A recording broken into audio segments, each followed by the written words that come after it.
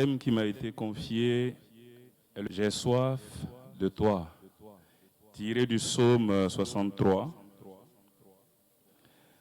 Donc je vais carrément lire le psaume 63, verset 2. Il dit ceci. « Dieu, c'est toi mon Dieu, je te cherche. Mon âme a soif de toi. Après toi languit ma chair, terre aride, altérée, sans eau. » Voici ce que dit le psaume 63, verset 2. Et quand le psalmiste dit « J'ai soif de toi », il le dit à un moment où il est conscient de l'état de son âme. Et comment on sait qu'il est conscient de l'état de son âme? Il le dit tout de suite, après avoir exprimé sa soif, tout de suite au verset 3, il précise « Oui, au sanctuaire, je t'ai contemplé, voyant ta puissance et ta gloire. » Cela veut dire tout simplement, frères et sœurs, que celui qui peut dire à Dieu qu'il a soif de lui doit dans un premier temps s'être regardé dans le miroir de la personne du Christ, dans le miroir de la parole du Christ, pour prendre conscience qu'il est dans un état de délabrement. Puisqu'il nous décrit la soif qu'il ressent. Après avoir dit « J'ai soif de toi », il caricature sa soif en disant « Après toi languit ma chair, terre aride, altérée, sans eau. » Il prend d'abord l'image du languissement. J'imagine un peu cette image-là, quelqu'un qui est fatigué, tellement assoiffé, qu'en marchant, il sort la langue qui pend devant lui. Voici ce que c'est que languir. C'est la première image que David prend, et tout de suite après, il compare son âme, puisqu'il dit « ma chair ». Il compare son âme à une terre qu'il qualifie d'altérée, qu'il qualifie d'aride, qu'il qualifie sans eau. Alors rapidement, frères et sœurs, nous allons prendre chacun des éléments, nous allons le creuser pour que ce soir, lorsque chacun rentre en adoration devant Dieu, qu'il sache ce que Dieu attend de lui. Amen.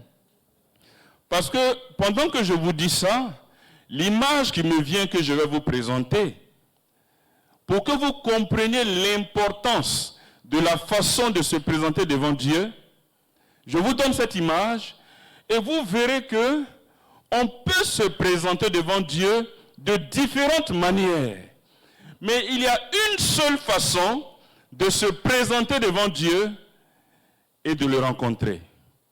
Tu peux prétendre te présenter devant la face de Dieu parce que dans ton esprit, tu te dis que tu es devant sa face, mais en réalité, il t'a tourné le dos. Il t'a tourné le dos. Et cette image, c'est laquelle? C'est cette image de Jésus qui, pour dire à ses disciples, à ceux qui l'écoutent, la qualité de la prière qui touche le cœur de Dieu, il prend l'image de deux personnes qui sont allées au temple. Il prend le pharisien et il prend qui? Il prend qui? Le centurion romain. Dans un premier temps, le pharisien commence et dit « Oh Père, je te bénis pour ce que tu as fait de moi un grand serviteur de ta parole. Je suis docteur de la loi. Je paye ma dîme tous les jours. Tous les jours, je vais au temple. Je ne suis pas comme ce centurion romain-là, ce va-nu-pied qui ne fait que faire du mal aux gens. Dieu, je te bénis parce que je ne suis pas comme ça, je ne suis pas mauvais.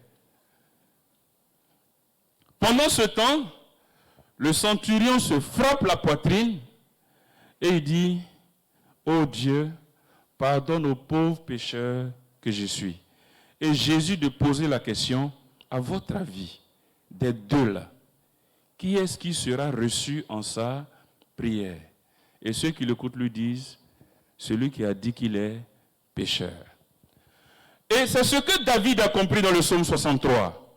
David a compris que pour se présenter devant la face de Dieu, on ne vient pas avec ses qualités. Dieu n'a que faire de nos qualités.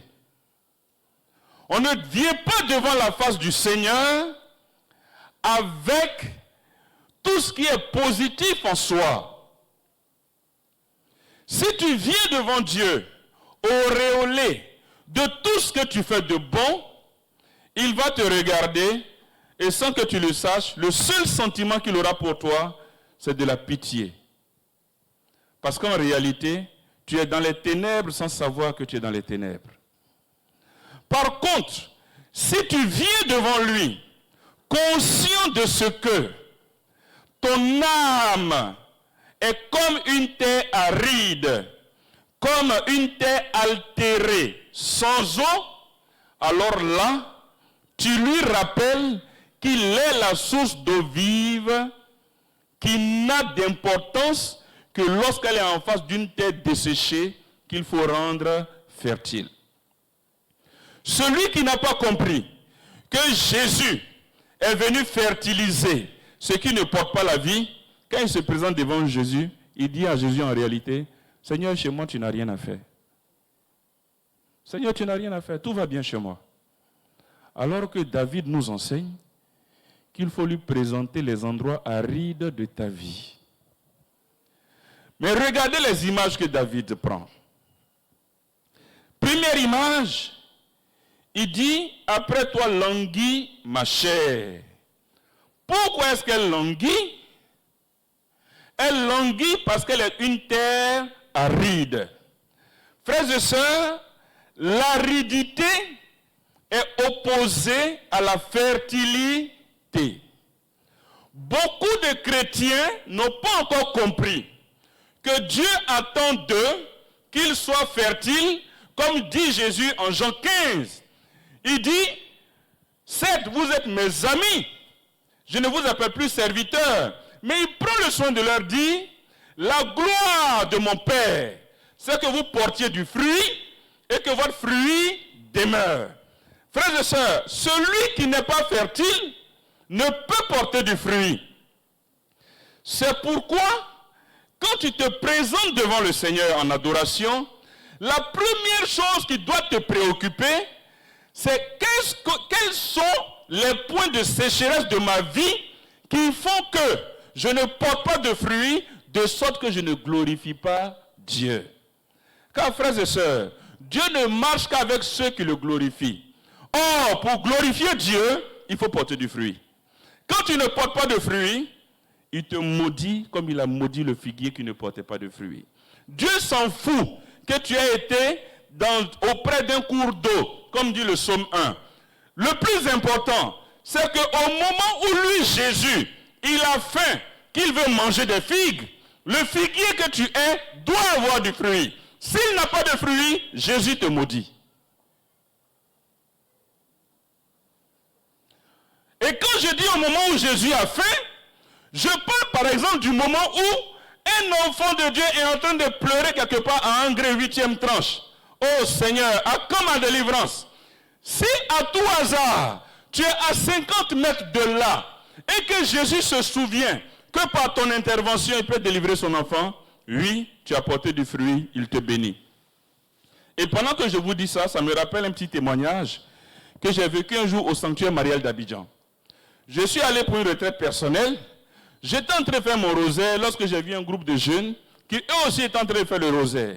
Ils étaient sur le point de terminer leur rosaire lorsque une fille parmi eux a commencé à être agitée. Quand on les regardait, ils ressemblaient à des légionnaires. Ils étaient surpris, ils ne savaient pas quoi faire. La fille est agitée. Il y en a qui essaient de la calmer. Réveille-toi, réveille-toi. Elle est agitée. Il y en a qui essaient de l'attraper parce qu'elle est en train de se tordre. Et de ma place, le Saint-Esprit me dit, c'est des démons qui veulent sortir. Il faut les chasser. Mais en même temps, au fond de moi, le Saint-Esprit me dit, tu n'as pas besoin qu'on sache que c'est toi qui pries pour elle. De ma place, j'étais à peu près 10-15 mètres. Intérieurement, j'ai dit, démon, je sais que vous m'entendez. Vous sortez d'elle sans la blesser. Dès que j'ai dit ça dans mon cœur, la fille s'est écroulée. 5 secondes après, elle s'est relevée, ses frères étaient contents. Mais ils ne savent pas qu'à côté, un serviteur de Dieu a prié pour elle intérieurement. Mais de quoi est-ce que je suis en train de vous parler, frères et sœurs? Très souvent, le Seigneur nous dit, mon peuple est en train de se perdre. Beaucoup d'âmes vont en enfer. Mais est-ce que vous savez que ces âmes qui se perdent là, c'est à cause de vous et moi qui sommes assis ici, qui refusons de servir Jésus? Tu ne portes pas de fruits. Il ne peut pas t'utiliser pour intervenir dans la vie de quelqu'un qui l'appelle au secours depuis des années. Et il y en a qui meurent en appelant Jésus au secours.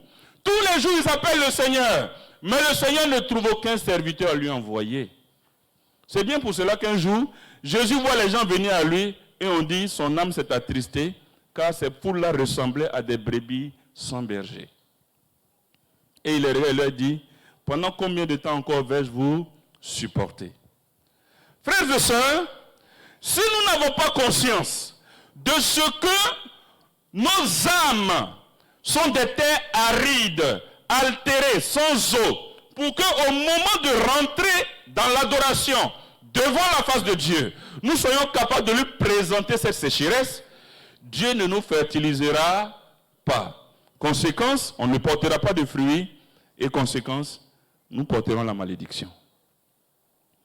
C'est pourquoi, quand tu rentres en adoration devant Dieu, commence par t'interroger toi-même, quels sont les aspects de ma vie où moi-même je suis conscient que je ne glorifie pas Dieu, que je le déshonore.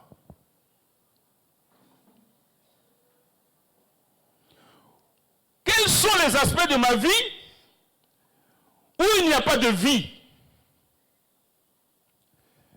C'est ça la terre aride. La terre aride, on peut y jeter des semences, mais les semences ne poussent pas. Elles ne prennent pas vie. Or, Dieu veut que ta parole donne vie. Dieu veut que ton toucher donne vie. Dieu veut qu'à chaque pas que tu poses, le pas que tu poses et que tu lèves plus tard, donne vie. Partout où tu passes, Dieu veut que tu répandes la vie. Peux-tu me dire aujourd'hui que toi tu donnes la vie, que tu portes la vie? Si ce n'est pas le cas, alors quand tu te présentes devant la face de Dieu, comme tu le feras encore tout à l'heure, souviens-toi de dire à Jésus, Seigneur, ma langue porte la mort. Parce que chaque fois que je parle, je ne sais pas pourquoi, mais il n'y a que des paroles de malédiction, des paroles de désespoir qui jaillissent de ma bouche. Alors quand tu lui diras ça, il va dire, ah, mon enfant a compris que son fond n'est pas bon. Et il va venir examiner le point précis de ton âme qui fait que ta langue ne peut pas porter la vie, mais qu'elle porte la mort.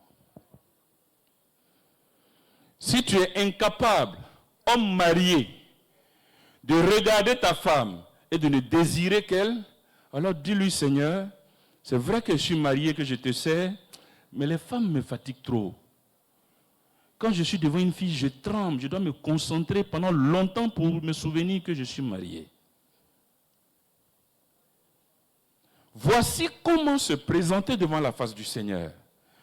Parce que la deuxième étape, quand David dit que son âme, en plus d'être aride, elle est altérée, ça veut dire que son âme n'est pas comme elle est censée être.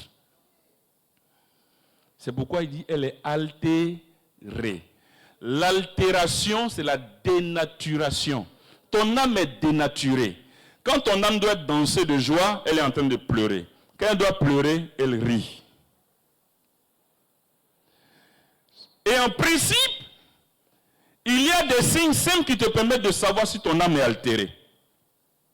Exemple, pour savoir que ton âme est altérée, tu es marié, mais une femme te fait frémir. Ton âme est altérée.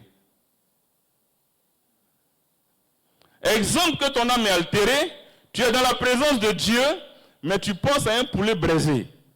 La présence de Dieu ne te dit rien. Exemple que ton âme est altérée, tu es plus joyeux dans une boîte de nuit, en train de guincher au son du coupé décalé, que lorsque tu es dans la présence de Dieu. Lui, ton âme est altérée. Ça veut dire que le Seigneur veut que tu apprennes à rentrer en toi-même. Ce n'est rien d'autre que l'oraison. Rentrer en soi pour découvrir les points où ton âme est altérée, c'est apprendre à regarder ce qui ne va pas chez toi, plutôt que de pointer toujours du doigt les autres. Celui-là, il m'énerve. Parce que chaque fois qu'il parle, je ne sais pas, mais il y a quelque chose en lui qui me dérange. J'aime pas quand il me parle. Quand il me parle, il me regarde bizarrement. Ton âme est altérée. Ton âme est altérée. Ton âme est altérée lorsque femme mariée, ton mari ne peut pas te parler un sans que tu répliques.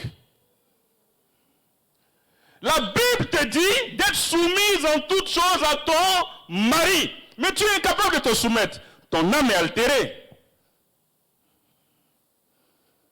Ton âme est altérée. Ton papa t'appelle parce qu'il a des problèmes, il veut te parler. Oh, ce vieux gaga là, il m'énerve. Chaque fois qu'il m'appelle, c'est pour me demander de l'argent. Hein? C'est ton papa ou c'est pas ton papa? Ton âme est altérée.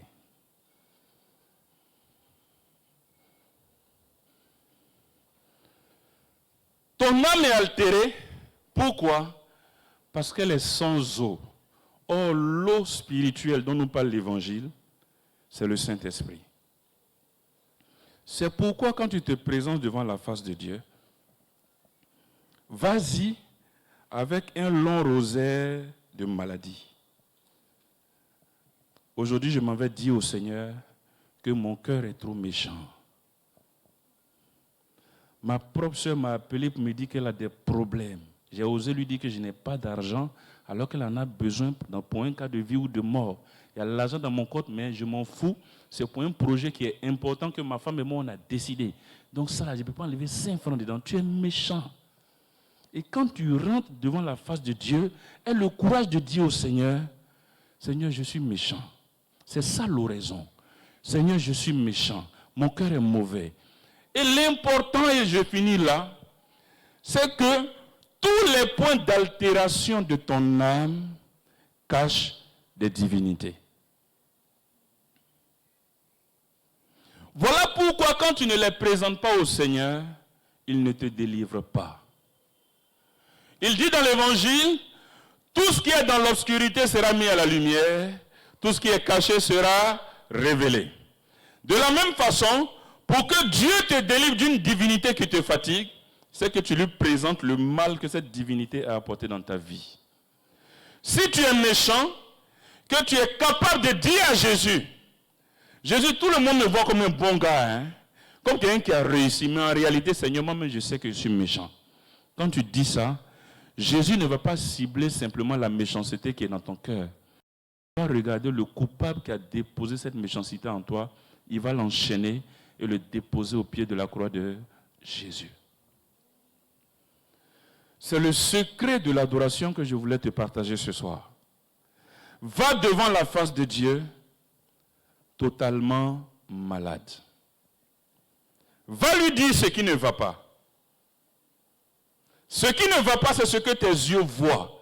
C'est ce que tes yeux constatent. Après lui, Jésus, il voit la partie cachée de l'iceberg qui fait que tu es malade. De même que tu dis à un médecin, ça fait 3 jours que j'ai des migraines. Ça fait 3 jours que j'ai fait la fièvre. Et lui ensuite, il te dira, c'est un palu, c'est la fièvre typhoïde, c'est ceci, cela.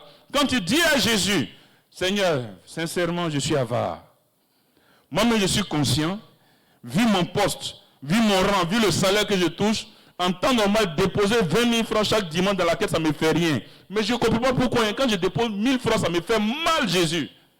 J'ai dit, ça me fait mal de déposer 1000 francs.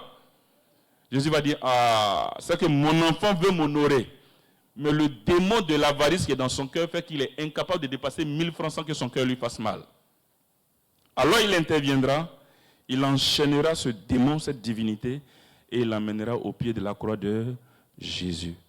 Si tu sais faire ça, je dis bien, de jour en jour, d'année en année, tu vas monter, sans t'arrêter, et tu verras que Dieu fait de grandes choses.